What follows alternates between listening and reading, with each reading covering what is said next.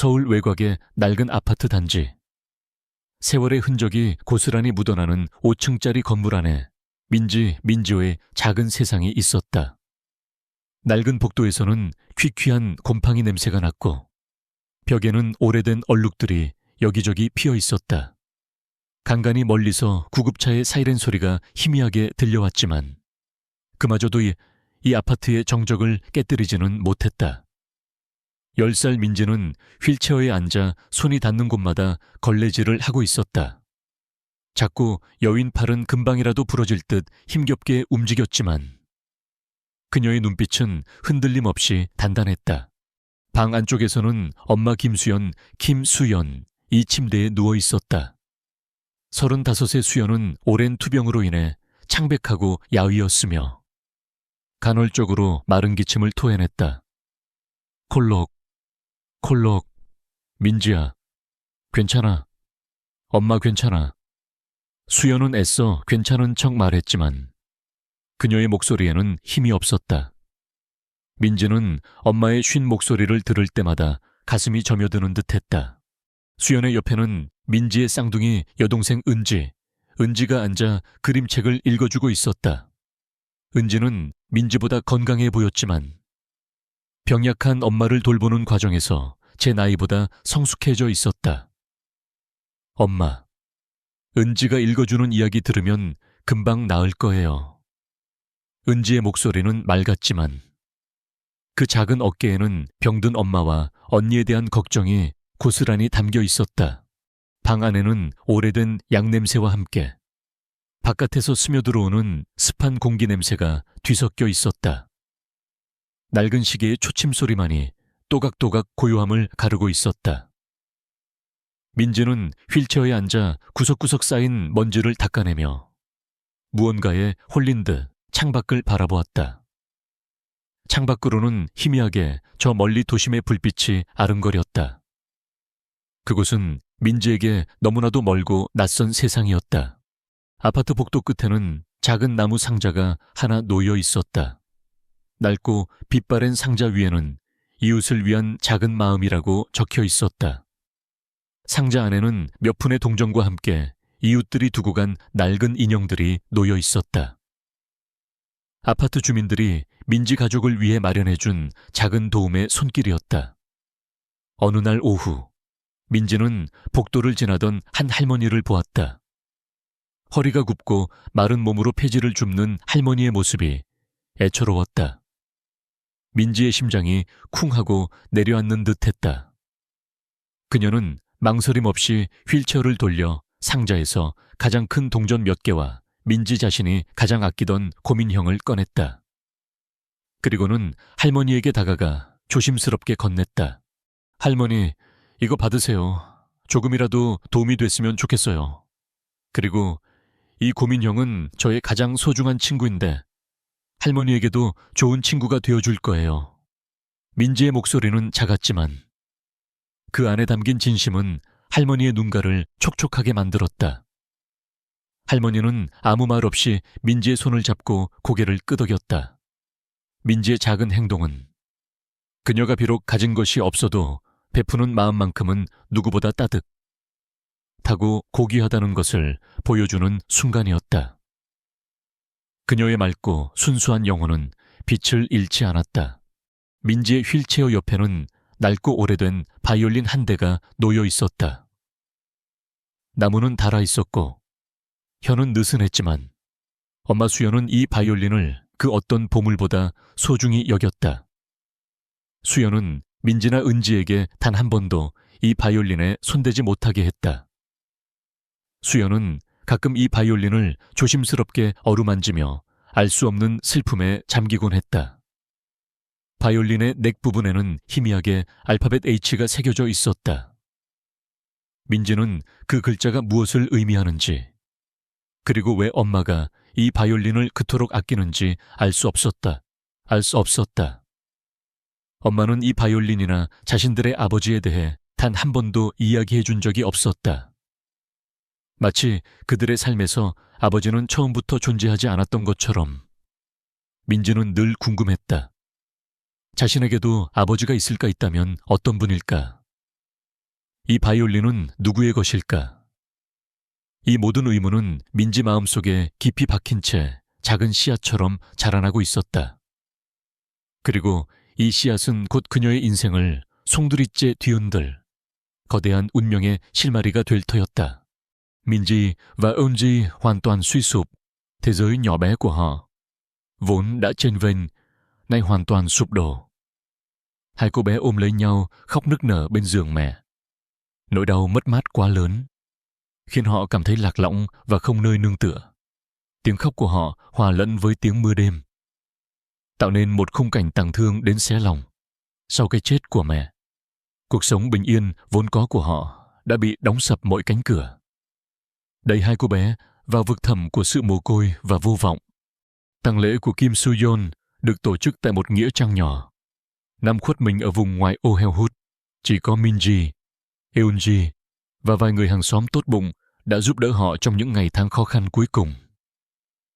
Bầu trời xám xịt, những hạt mưa lật phật rơi như khóc thương cho số phận của ba mẹ con. Minji ngồi trên xe lăn, đôi mắt đỏ hoe nhìn chân chân vào ngôi mộ mới đập. Eunji gục đầu vào vai chị. Tiếng nạc nghẹn ngào. Cây vĩ cầm cũ kỹ mà mẹ Suyeon đã gìn giữ cẩn thận được đặt dựa vào xe lăn của Minji, như một vật kỷ niệm vô giá.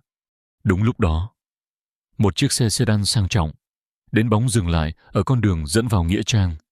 Một người đàn ông trung niên, mặc bộ vest lịch lãm, bước xuống.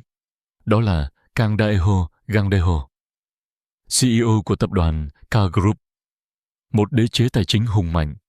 Kang Dae-ho nổi tiếng là một người đàn ông lạnh lùng, vô cảm và ám ảnh với công việc. Cuộc đời anh ta đã trải qua bi kịch lớn vở, và con trai anh ta đã qua đời trong một vụ tai nạn bí ẩn vài năm trước đó, để lại trong anh một khoảng trống không thể lấp đầy. Hôm nay, anh ta đến nghĩa trang để viếng bố mẹ mình. Người cũng đã mất cùng năm với Kim Soo Yeon. Đi cùng Kang Dae-ho là thư ký Park Seo Jun. Park Seo Jun, một kẻ xảo quyệt và đầy tham vọng, luôn âm mưu chiếm đoạt tài sản của Kang Dae-ho và K Group. Hắn ta từng là cánh tay phải của Kang Dae-ho, nhưng đã lén lút thông đồng với Han Sang-seon, một đối thủ cũ của Kang Dae-ho, kẻ đứng sau vụ tai nạn của vợ con anh ta. Kang Dae-ho bước đi trầm mặc giữa những hàng bia mộ. Ánh mắt anh ta vô hồn, như đang chìm đắm trong nỗi đau riêng. Bỗng nhiên, anh ta khựng lại. Anh ta nhìn thấy hai cô bé nhỏ nhắn, một ngồi xe lăn, một đứng cạnh, đang ôm nhau khóc nức nở bên một ngôi mộ mới tinh. Cạnh chiếc xe lăn là một cây vĩ cầm cũ kỹ. Kang Dae-ho cảm thấy một luồng điện chạy dọc sống lưng khi nhìn thấy cây vĩ cầm. Chiếc vĩ cầm đó giống hệt cây vĩ cầm anh từng tầng cho Kim Soo Yeon, mỗi tình đầu của anh, người đã biến mất khỏi cuộc đời anh nhiều năm về trước. Ký tự Ha khắc mổ trên cận đàn, ký tự mà anh đã tự tay khắc để kỷ niệm tình yêu của họ, Dae-ho và Soo Yeon, đã khiến tim anh lội nhịp. Anh đã nghĩ Soo Yeon bỏ rơi anh, và giờ đây, ký ức về cô chỉ còn là một vết sẹo đau đớn. Park Seo Jun đứng cạnh Kang Dae-ho. Hắn ta nhận ra Kim Soo Yeon qua bức ảnh trên bia mộ.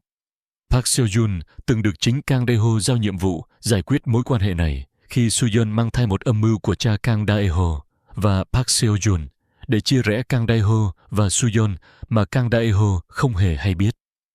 Hắn ta đã báo cáo sai sự thật rằng Soo Yeon đã biến mất hoàn toàn và không để lại dấu vết gì. Giờ đây, đứng trước ngôi mộ của Kim Soo Yeon và hai cô bé giống Soo Yeon như đúc, Park Seo Jun hoảng sợ tột độ. Âm mưu của hắn có nguy cơ bị bại lộ. Park Seo Jun vội vàng kéo tay Kang Dae-ho. Chủ tịch, chúng ta đi thôi. Trời mưa rồi, ngài sẽ bị cảm lạnh mặt. Nhưng Kang Dae-ho không hề nhúc nhích. Anh ta tiến lại gần ngôi mộ. Tấm ảnh trên bia mộ là Kim Soo Yeon, người phụ nữ mà anh đã từng yêu say đắm. Đôi mắt anh mở to vì kinh ngạc.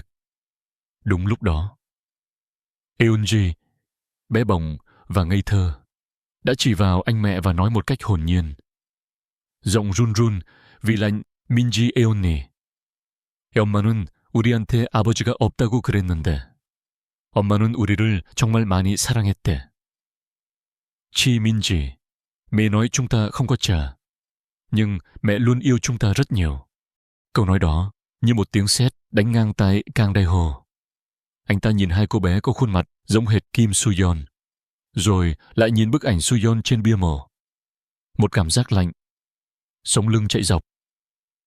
Sống lưng anh, hai cô bé này là con của Soo-yeon, và chúng không có cha. Chẳng lẽ chúng là con của anh? Park Seo-jun hoảng sợ tột độ, lập tức ra hiệu cho vệ sĩ kéo Kang Dae-ho đi. Hắn ta cần phải ngăn Kang Dae-ho lại bằng mọi giá. Kang Dae-ho bị kéo đi, nhưng ánh mắt anh vẫn không rời khỏi hai cô bé đang khóc bên mờ me. Trái tim lạnh giá của anh bỗng dưng nhói đau một cách lạ lùng. Anh biết rằng cuộc đời mình sẽ không bao giờ có thể quay lại như trước được nữa. Hai cô bé ấy, cây vị cầm ấy và ngôi mộ ấy đã trở thành chất xúc tác mạnh mẽ, phá vỡ bức tường băng bao bọc trái tim và cuộc sống của một tỷ phú lạnh lùng. 강대호는 비에 젖은 채 자택으로 돌아왔지만 그의 마음은 여전히 묘지에 남아 있었다. 김수연의 묘비 사진, 그리고 그 옆에 서 있던 두 아이의 모습이 머릿속에서 떠나지 않았다. 특히 휠체어를 탄 채 넋을 잃고 울던 민지의 얼굴과 낡은 바이올린이 자꾸만 아른거렸다. 그는 자신의 첫사랑 수연이 아이를 가졌다는 사실조차 알지 못했다. 수연이 갑자기 사라진 후 그는 절망감과 배신감에 사로잡혀 그녀에 대한 모든 기억을 봉기내버렸다. 게다가 몇 년 전 아내와 아들을 한꺼번에 잃는 비극을 겪으면서 그의 마음은 완전히 얼어붙어 버렸다. 강대우는 곧장 비서 박서준을 호출했다. 박 비서, 김수연이라는 이름의 여성과 그녀의 두 딸에 대해 철저히 조사해 한치의 오차도 없이 모든 것을 알아내. 그의 목소리에는 차가운 명령과 함께 알 수 없는 불안감이 섞여 있었다. 그는 그 아이들이 혹시라도 자신의 딸일지도 모른다는 희미한 희망과 함께 동시에 또 다른 비극의 시작이 아닐까 하는 두려움을 느꼈다. 박서준은 강대호의 지시에 얼굴이 새하얘졌다. 그의 최악의 시나리오가 현실이 되는 순간이었다. 그는 과거 강대호의 아버지 강태수, 캉태소 회장의 지시를 받아 임신한 김수연을 강대회에서 떼어내기 위해 그녀에게 접근했었다. 박서준은 강대회에게 김수연이 다른 남자와 도망쳤다고 거짓 보고를 했고, 김수연에게는 강대호가 그녀를 버렸다고 거짓말을 하여 두 사람을 철저히 갈라놓았다.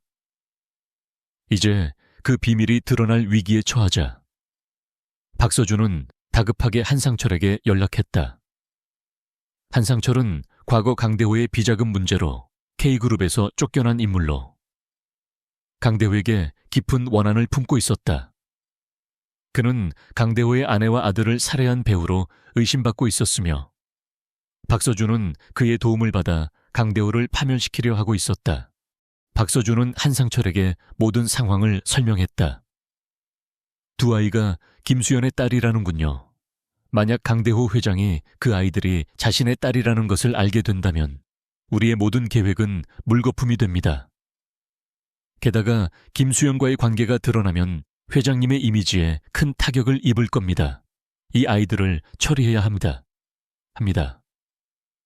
두 악당은 손을 잡고 두 자매를 제거하기 위한 음모를 꾸미기 시작했다.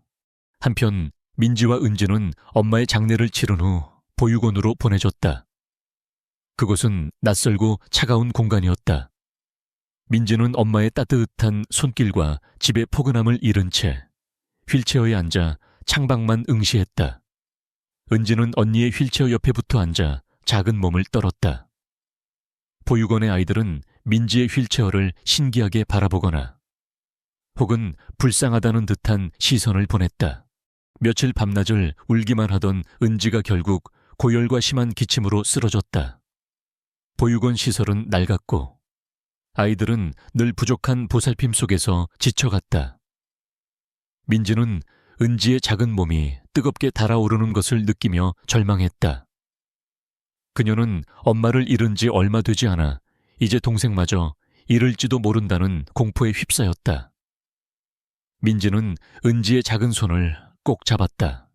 그때 민지의 눈에 휠체어 옆에 놓여있던 낡은 바이올린이 들어왔다. 엄마의 마지막 유품. 민지는 엄마가 늘 했던 말을 떠올렸다. 민지야, 네가 슬프거나 힘들 때 이 바이올린을 켜렴.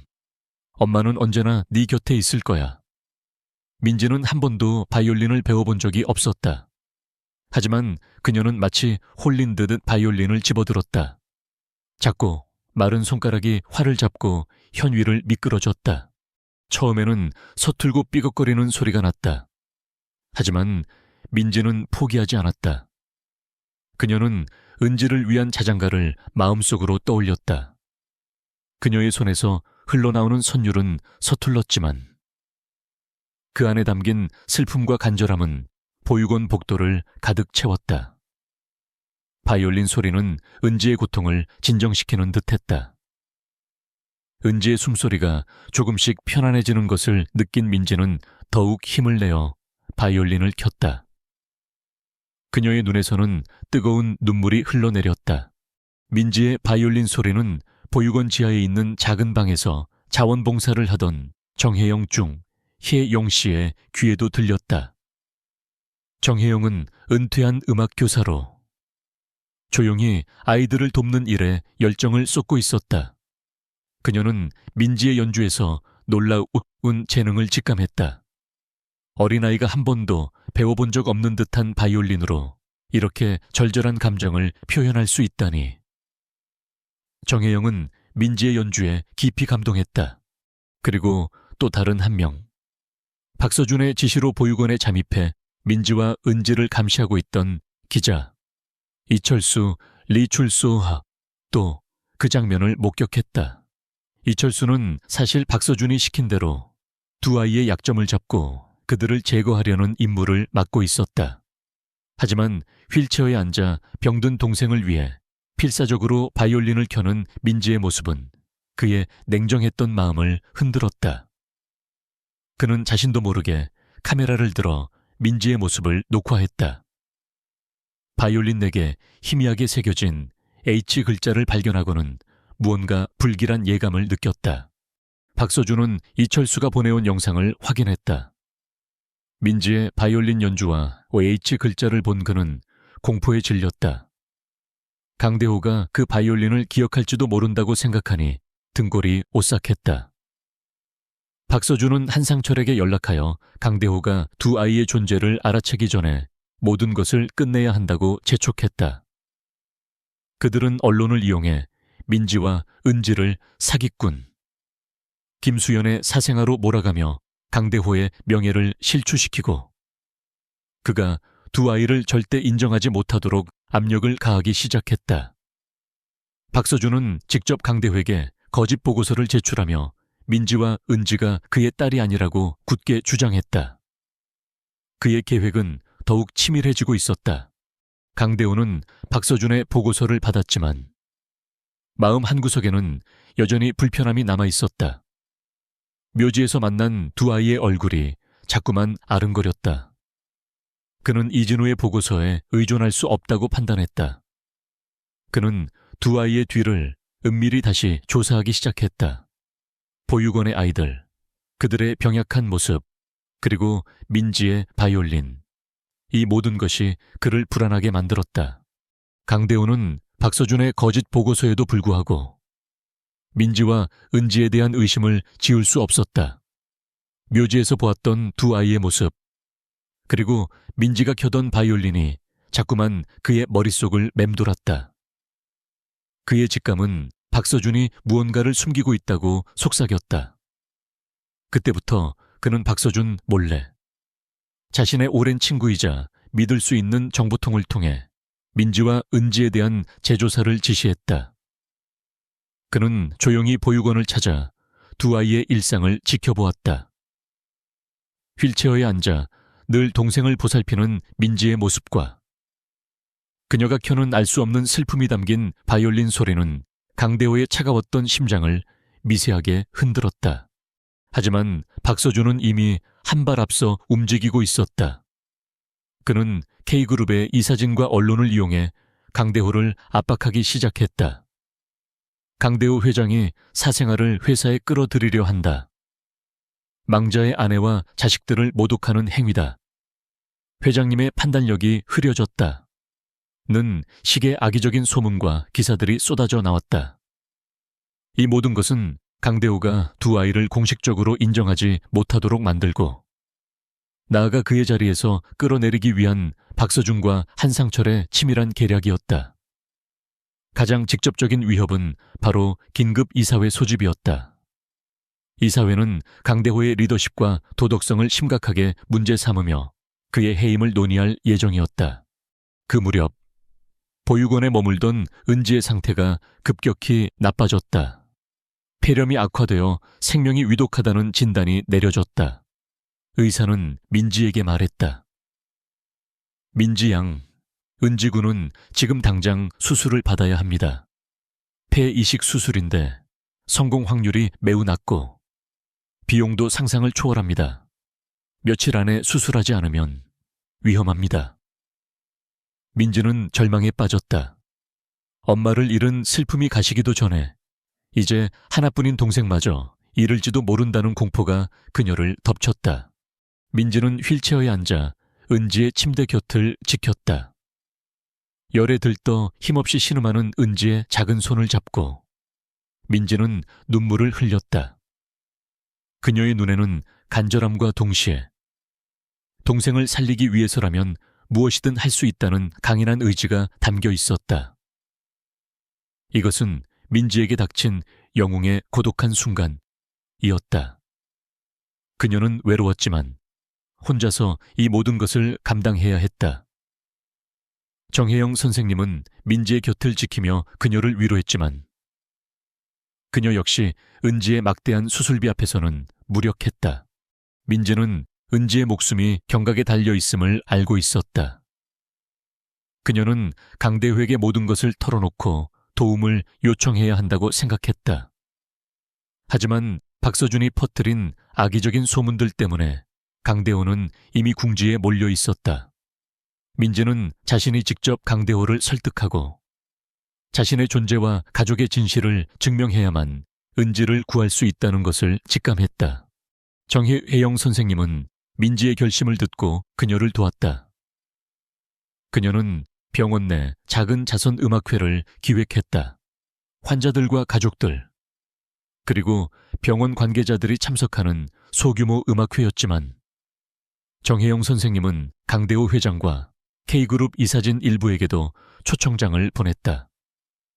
이것은 민지가 자신의 재능을 선보이고 진실을 밝힐 수 있는 상징적인 무대이자 마지막 기회였다. 박서준과 한상철도 민지의 실패를 목격하기 위해 모습을 드러냈다.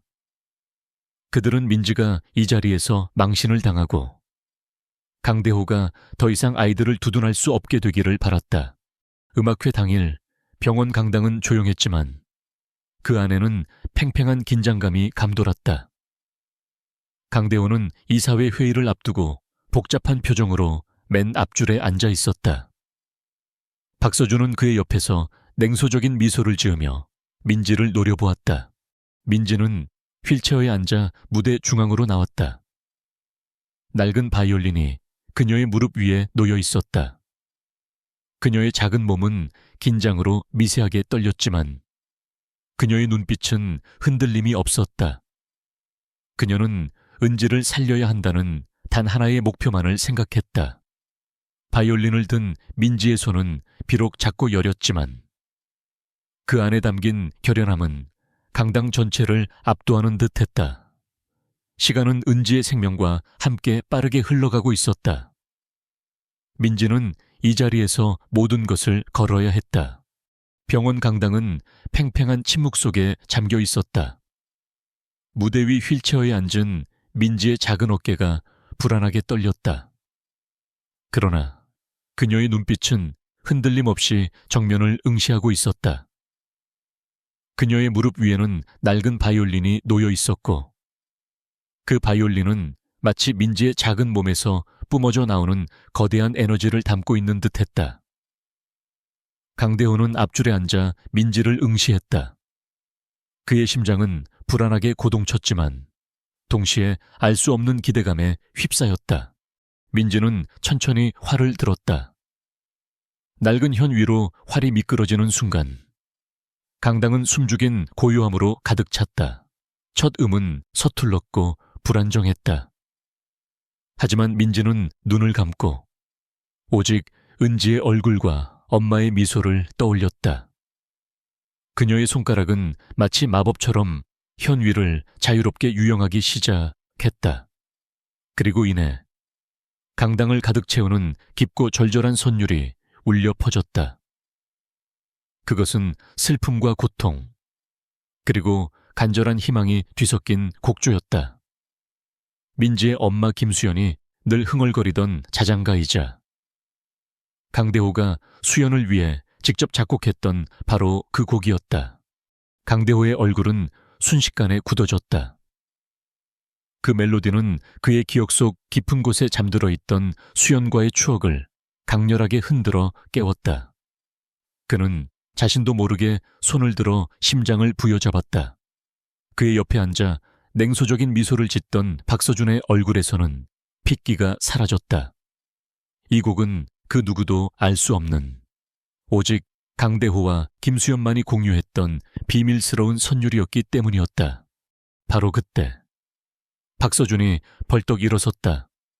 그의 얼굴은 분노와 공포로 일그러져 있었다. 그는 이 모든 것이 자신의 계획을 무너뜨릴 것을 직감했다. 멈춰, 당장 멈춰. 이 모든 건 사기입니다. 병원 자선음악회가 아니라 저 아이가 회장님을 현혹하려는 술수에 불과합니다. 어디서 주워들은 멜로디로 사람을 속이려 드는군. 박서준은 강당을 울리는 고성으로 민지의 연주를 끊으려 했다. 그의 목소리는 경멸과 함께 불안감을 담고 있었다. 강당 안의 사람들은 술렁였다. 일부 이사들은 박서준의 말에 동조하는 듯 고개를 끄덕였다. 기자들의 플래시가 터지고 카메라 렌즈가 민지를 향했다. 마치 이 모든 것이 민지의 실패를 담아내기 위해 준비된 듯했다. 모든 시선이 민지에게 집중되었다. 숨막히는 순간이었다. 민지는 활을 든 손을 멈췄다. 그녀의 작은 몸은 다시 떨리기 시작했지만 그녀는 눈을 똑바로 뜨고 박서준을 응시했다. 아니에요. 거짓말이 아니에요. 민지의 목소리는 떨렸지만 그 안에 담긴 단호함은 강당 전체에 울려 퍼졌다. 그녀는 낡은 바이올린의 넥을 어루만졌다. 저는 거짓말을 하지 않아요.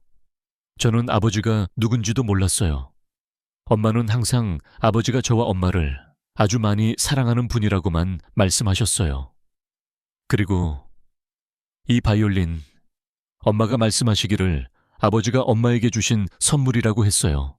그리고 여기에 새겨진 H. 민지는 바이올린을 들어 올렸다. 낡은 나무 위에 새겨진 희미한 H 글자가 조명 아래 드러났다. 이 H는 아마도 호프 희망을 의미할 거예요. 엄마는 항상 제게 희망을 잃지 말라고 하셨어요. 그녀는 다시 바이올린을 켜기 시작했다. 이번에는 이전보다 훨씬 강렬하고 선명한 소리가 터져 나왔다.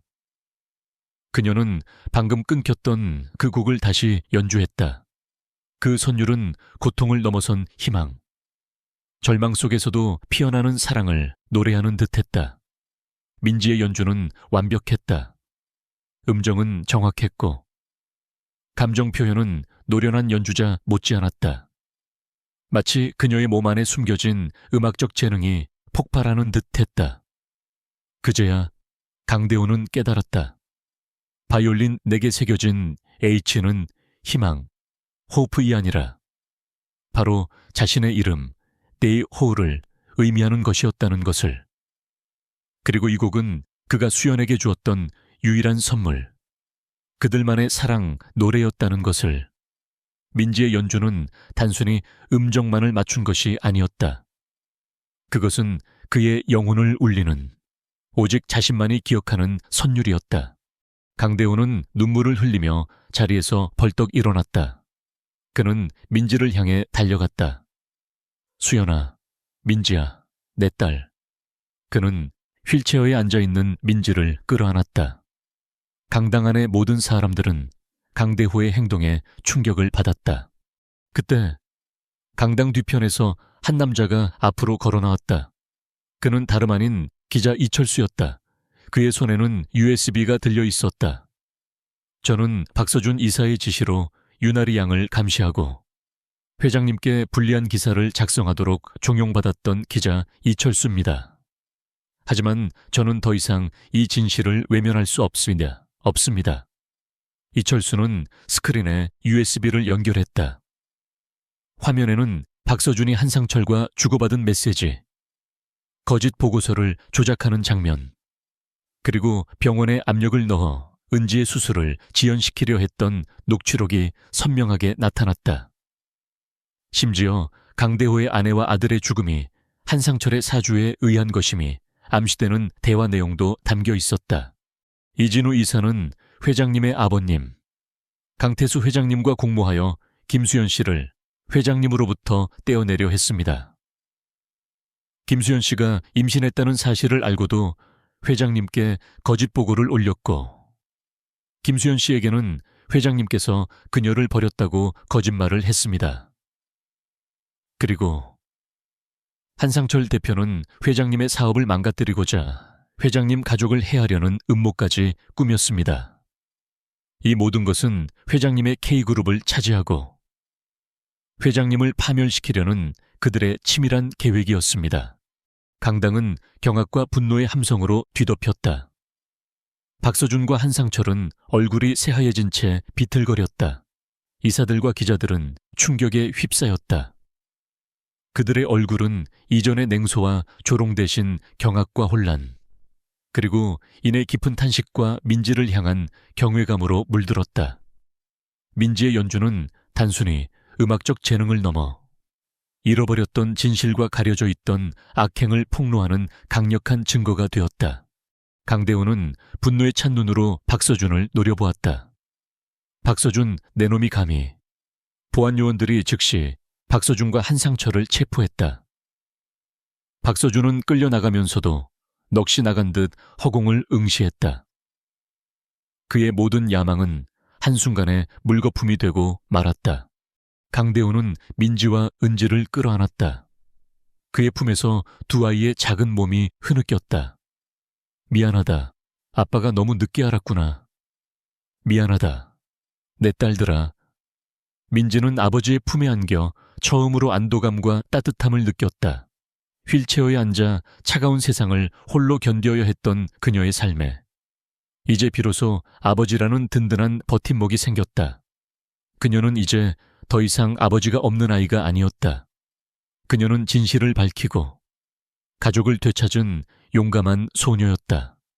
그리고 이 순간 그녀의 아버지는 그녀의 곁에 있었다. 그녀의 눈에서는 뜨거운 눈물이 흘러내렸다. 그것은 슬픔의 눈물이 아니라 잃어버렸던 모든 것을 되찾은 행복과 안도의 눈물이었다. 강대호는 민지의 용기 있는 행동과 이철수 기자의 결정적인 증거 덕분에 이사회와 언론 앞에서 완벽한 승리를 거두었다.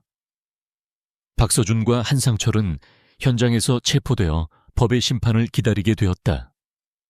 그들의 얼굴에는 절망과 함께 모든 것을 잃은 자의 허망함이 스쳐 지나갔다. 강대호는 민지와 은지를 끌어안으며 잃어버렸던 시간과 사랑에 대한 미안함으로 한동안 말을 잇지 못했다. 이사회 다음 날, 은지는 강대호의 전폭적인 지원 덕분에 즉시 K그룹 병원의 최첨단 시설에서 폐 이식 수술을 받을 수 있었다. 수술은 장시간 이어졌고 의료진은 성공을 장담할 수 없다고 했지만 기적적으로 은지는 위기를 넘겼다. 중환자실에서 일반 병실로 옮겨진 은지는 며칠 후 희미하게 눈을 뜨고 민지에게 미소 지었다. 민지는 매일 은지의 침대 곁을 지켰다. 그녀는 더 이상 휠체어에 앉아 차가운 방바닥에서 동생을 간호할 필요가 없었다. 그녀는 은지의 작은 손을 잡고 모든 고통이 거짓말처럼 사라진 듯한 안도감에 하염없이 눈물을 흘렸다. 강대호는 민지와 은지, 그리고 김순옥 할머니, 수연의 어머니, 민지 자매의 외할머니를 위한 새 집을 마련해 주었다. 그곳은 햇살이 잘 드는 넓고 아나늑한 단독주택이었다. 민지에게는 작업실이 딸린 그녀만의 방이 생겼고, 은지에게는 장난감으로 가득 찬 밝은 방이 주어졌다. 김순옥 할머니는 따뜻하고 푹신한 침대에서 편안하게 노년을 보내며 더 이상 손녀들의 끼니를 걱정하지 않아도 되었다. 나중의 회복을 위해 최고급 의료진과 간호사들이 배치되었고, 민지는 더 이상 생계를 위해 헌 옷가지를 꿰맬 필요가 없었다. 그녀는 매일 은지의 곁을 지키며 책을 읽어주고, 아버지 김지훈 박사 수연의 남편, 민지 자매의 친부의 바이올린을 함께 보며 웃었다. 이제 그녀의 가족은 완전해졌다. Bakhaejin 간호사 người đã sớm nhận ra tài năng của Minji đã trở thành một phần không thể thiếu trong cuộc sống mới của họ. Cô thường xuyên đến thăm Minji và Eunji, giúp đỡ việc chăm sóc Eunji và trở thành một người chị, người bạn đáng tin cậy của Minji. Cô ấy chứng kiến toàn bộ quá trình Minji tìm lại cha và chữa lành cho gia đình. Và cô ấy là một trong những người vui mừng nhất trước sự bình yên mới này. 박서준과 한상철은 법의 준엄한 심판을 받았다. 그들은 강대호 회장을 음해하고 회사 기밀을 유출한 혐의뿐만 아니라 강대호의 아내와 아들의 죽음에 연루된 혐의로 철저히 조사받았다. 모든 증거가 명확하게 드러나면서 그들은 중형을 선고받고 차가운 감옥에서 남은 생을 보내게 되었다. 그들의 탐욕과 악행은 결국 파멸로 이어졌고, 이는 권력과 욕망이 얼마나 허망한 것인지를 여실히 보여주는 교훈이 되었다. 강대호는 이제 진정한 리더로 거듭났다. 그는 더 이상 과거의 차가운 얼음 왕자가 아니었다. 민지와 은지, 그리고 김순옥 할머니와 함께하는 새로운 삶은 그의 굳었던 마음을 녹였다. 그는 K그룹의 CEO로서 회사의 투명성을 강화하고 사회공헌 활동에 적극적으로 참여하기 시작했다. 특히 그는 김수연의 이름으로 수연 희망재단을 설립하여 어려운 환경에 처한 아이들과 예술적 재능을 가진 청소년들을 돕는데 막대한 재산을 기부했다. 어느 날 저녁, 강대호는 자신의 서재에 앉아 지난 시간들을 되돌아보았다. 그의 손에는 민지가 늘 곁에 두었던 낡은 바이올린이 들려 있었다. 내게 희미하게 새겨진 H 글자를 어루만지며 그는 수연과의 짧고도 강렬했던 사랑을 떠올렸다. 그리고 그 사랑이 낳은 두 아이, 민지와 은지를 보며 가슴 벅찬 행복을 느꼈다. 묘지에서 처음 만났던 휠체어에 앉은 작은 소녀가 이제 그의 삶의 전부가 되었다는 사실이 기적 같았다. 바로 그때 문이 두드려졌다. 민지였다. 그녀는 휠체어에 앉아 환한 미소를 지으며 들어섰다. 아빠, 아직 주무시지 않고 계시네요. 강대호는 바이올린을 내려놓고 민지의 손을 잡았다. 아빠는 이제 겨우 눈을 떴는 걸. 너희 덕분에 진정한 삶이 무엇인지 알게 되었으니까. 민지는 강대호의 옆에 앉았다. 아빠는 저희에게 모든 것을 주셨어요. 저희는 이제 더 이상 외롭지 않아요. 은지도 건강해졌고 아빠 같은 분이 저희 곁에 계시니까요. 강대호는 민지의 머리를 부드럽게 쓰다듬었다. 그의 눈가에는 따뜻한 미소가 번졌다.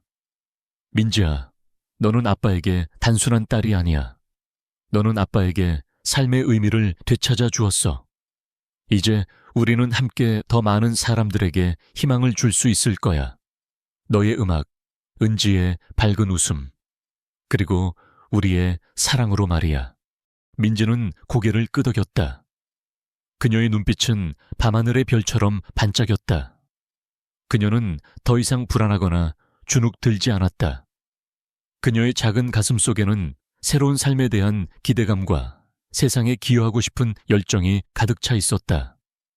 강대호는 민지, 은지, 그리고 김순옥 할머니와 함께라면 어떤 어려움도 극복할 수 있을 것이라는 확신을 얻었다.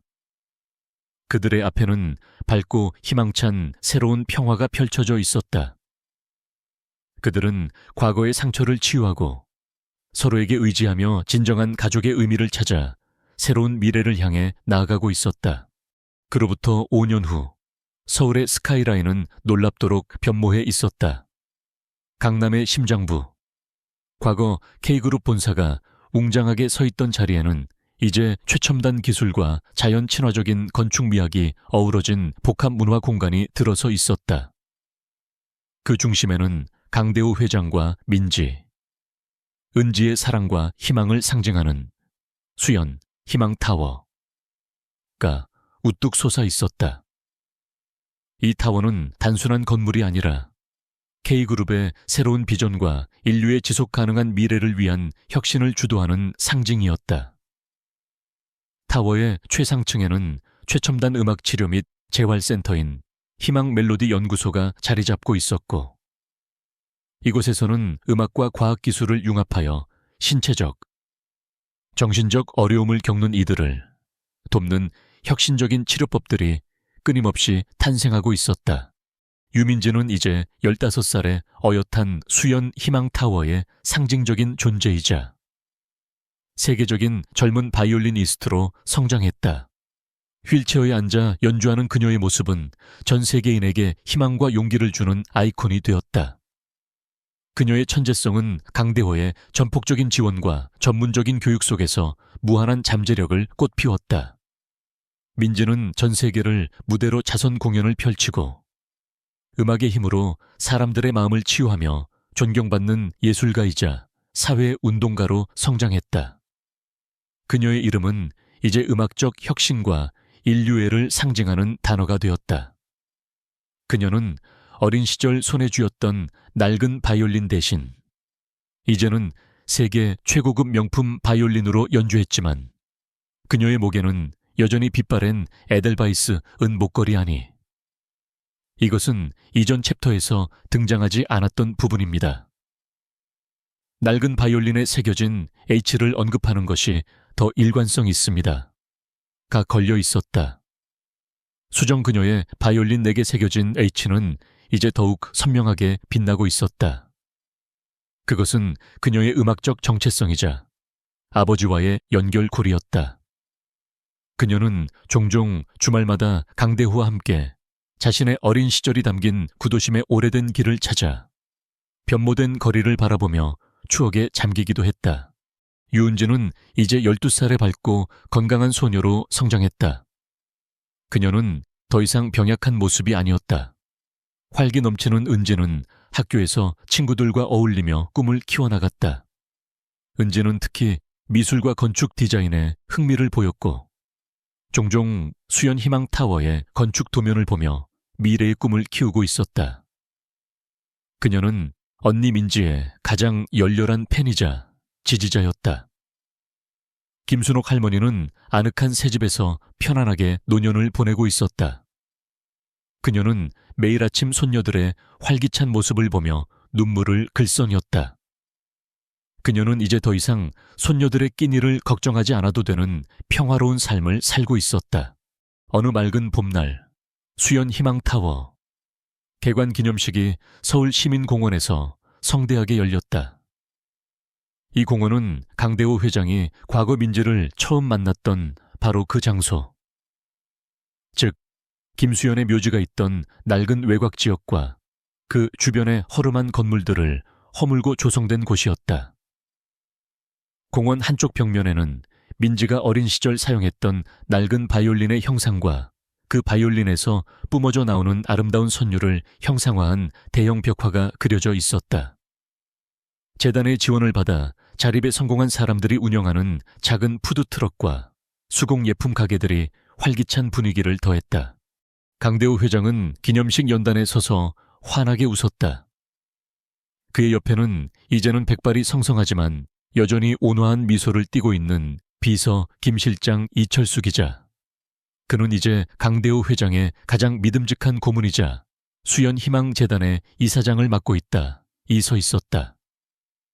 이철수는 강대호가 가장 힘들고 외로웠을 때 곁을 지켰던 유일한 사람이었고, 이제는 K그룹의 이사회 멤버로서 수연희망재단의 운영에도 적극적으로 참여하고 있었다. 이철수는 강대호 회장의 격변했던 인생을 누구보다 가까이서 지켜봤고, 그 변화의 중심에 민지와 그 가족이 있다는 것을 잘 알고 있었다. 그의 눈에는 깊은 감동과 만족감이 서려 있었다. 강대호 회장은 마이크를 잡고 떨리는 목소리로 말했다. 저는 한때 모든 것을 가졌지만 가장 소중한 것을 잃고 공허함에 살았던 사람이었습니다. 저는 이 자리, 바로 이곳에서 저의 오랜 수건이자 진정한 삶의 의미를 발견했습니다. 유민지 양과 그녀의 가족은 저에게 진정한 삶의 의미와 사랑의 가치를 일깨워 주었습니다. 이제 저는 그들에게 받은 사랑을 더 많은 사람들에게 돌려주고자 합니다. 수연희망재단은 그 사랑의 증거이며 이 타워는 인류의 희망을 상징합니다. 강대호는 연단에서 내려와 민지, 은지, 그리고 김순옥 할머니를 따뜻하게 포옹했다. 그들은 더 이상 외롭고 힘들었던 과거의 어린 소녀들이 아니었다. 그들은 서로에게, 그리고 강대호에게 가장 소중한 가족이었고, 세상을 따뜻하게 변화시키는 주역들이었다. 그들의 얼굴에는 평온함과 함께 밝은 미래에 대한 기대감이 가득했다. 그들은 돈과 권력만으로는 얻을 수 없는 진정한 행복을 찾았다. 행사가 끝나고 강대호와 민지 가족은 공원의 한적한 벤치에 앉아 저물어가는 노을을 바라보았다. 그들의 앞에는 수연희망재단에서 새로 지은 아담한 예술 영재학교 건물이 보였다. 그 안에서 아이들의 해맑은 웃음소리와 함께 바이올린 소리, 피아노 소리, 그리고 행복한 노래 소리가 새어나왔다. 아빠, 엄마가 지금 우리를 보고 미소 짓고 있을까요? 민지가 나직하게 물었다. 강대호는 고개를 끄덕이며 민지의 머리를 쓰다듬었다. 그럼 내 어머니는 분명 우리를 보고 아주 행복해하고 있을 거야. 우리를 자랑스러워할 거야. 은지가 강대호의 팔짱을 끼며 덧붙였다. 우리도 언니처럼, 그리고 아빠처럼 다른 사람들에게 희망을 주는 사람이 될 거예요. 그들의 이야기는 세상의 모든 이들에게 진정한 가치는 가진 것에 있지 않고 베푸는 마음에 있다는 것을 말해주고 있었다. 한때 절망의 상징이었던 다리 밑과 허름한 골목, 그리고 묘지는 이제 희망과 사랑이 넘치는 공간으로 변모했다. 그들은 진정으로 새로운 봄을 맞이한 것이다. 어떠셨나요? 여러분, 휠체어를 탄 가난한 소녀가 억만장자의 차가운 심장을 움직이고 잃어버렸던 가족을 되찾으며 진정한 행복을 찾아가는 민지와 강대호 회장, 그리고 은지 가족의 이야기가 여러분의 마음속에 따뜻한 선율로 스며들었기를 바랍니다. 모든 것을 가졌지만 공허했던 삶에서 진정한 사랑과 나눔의 가치를 깨달으며 세상을 변화시키는 그들의 여정이 여러분에게도 큰 울림이 되었기를 바랍니다. 이 이야기가 좋으셨다면 좋아요를 눌러주시고 구독을 잊지 마세요. 그리고 댓글로 여러분의 생각과 감동을 나눠주세요. 여러분의 이야기도 저희에게 큰 힘이 됩니다. 다음에 또 어떤 감동적인 이야기로 여러분을 찾아올지 기대해 주세요. 그럼 다음 이야기에서 또 만나요. 안녕.